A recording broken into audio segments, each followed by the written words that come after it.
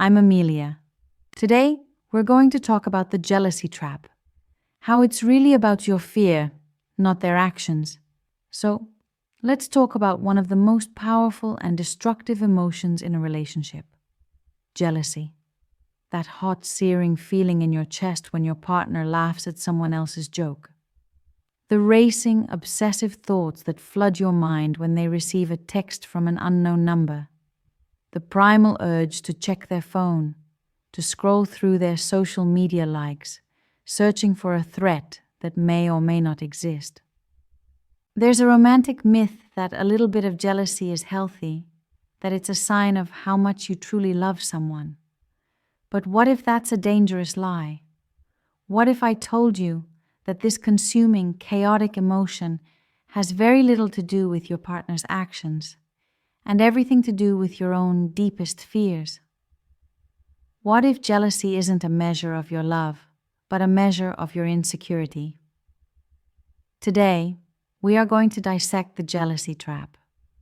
We'll understand the psychological roots of this powerful emotion, why it feels so overwhelming, and I'll give you a practical framework to transform it from a destructive force that pushes your partner away into a diagnostic tool that can help you heal yourself. The first and most important mindset shift is this: jealousy is a mirror, not a window.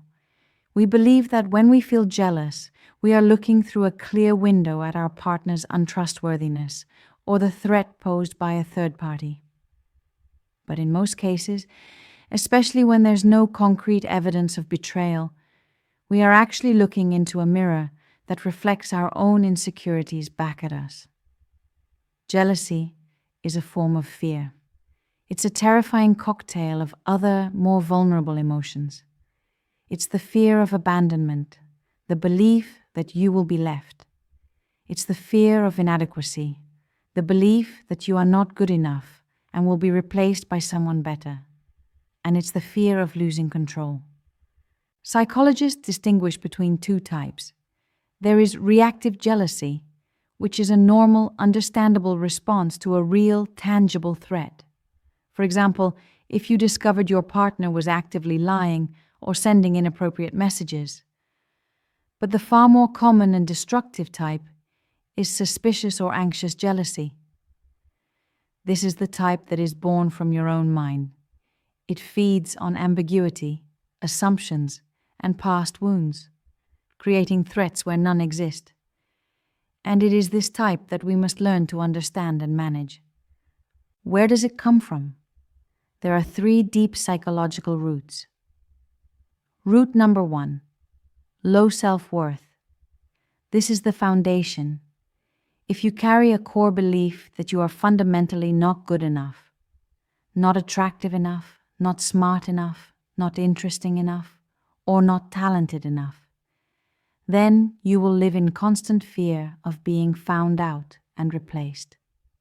Your jealousy becomes a self-fulfilling prophecy.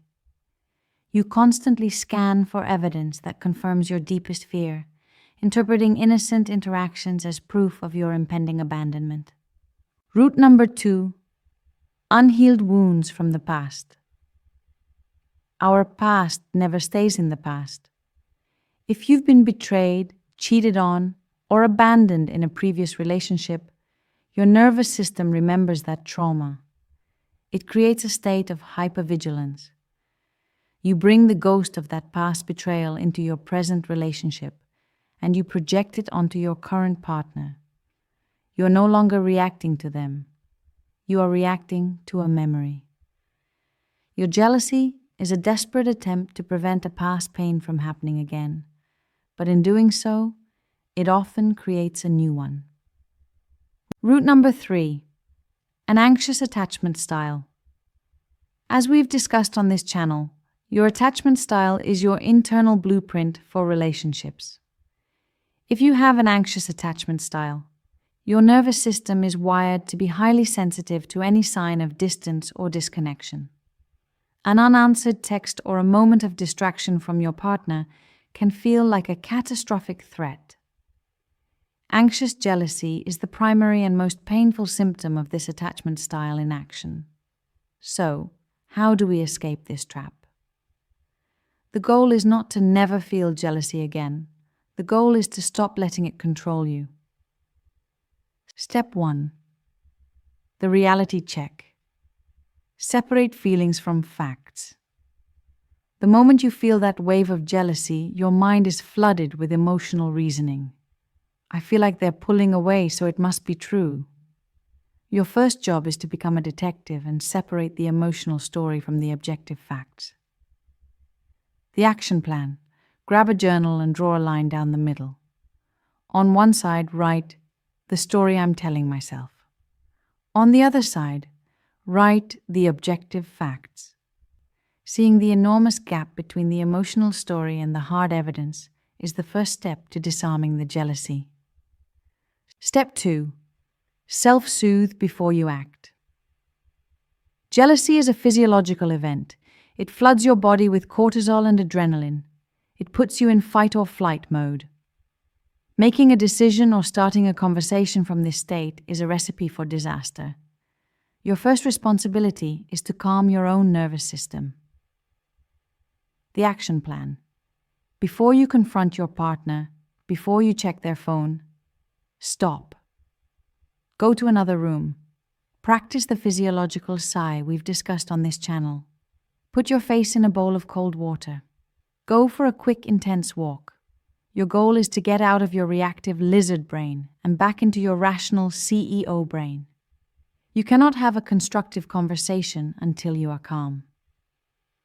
Step 3. Communicate the vulnerable fear, not the angry accusation. Once you are calm, you can choose how to communicate. The jealous reaction is an accusation. The healing response is a vulnerable request. The accusation, destructive. Why were you talking to her for so long? Are you interested in her? You were ignoring me all night. The vulnerable request, constructive. Hey, I want to share something and I feel a little silly saying it. When I saw you talking with her, it triggered some of my old insecurities, and I started to feel scared of losing you. I know it's my own stuff, but I could really use a little reassurance right now. The first is a match to a powder keg. The second is an invitation to connect, to heal, and to build trust. Step 4. Build your own kingdom. The ultimate long-term antidote to jealousy is a rock-solid sense of self-worth that is not dependent on one person's constant attention and validation. Jealousy thrives in a world where your partner is your everything. The solution is to make your life bigger. The action plan. Invest in yourself. Cultivate deep friendships. Get passionate about your work or a hobby. Build a life that feels so full and meaningful on its own that your relationship is a beautiful, wonderful part of it, but not the entirety of it. When you feel secure and happy in your own skin, another person's presence is no longer a threat. It's just another person. Jealousy feels like it's about someone else, but it is almost always a message from you, to you. It is a spotlight shining on your own unhealed wounds, your own insecurities, your own fears of not being enough.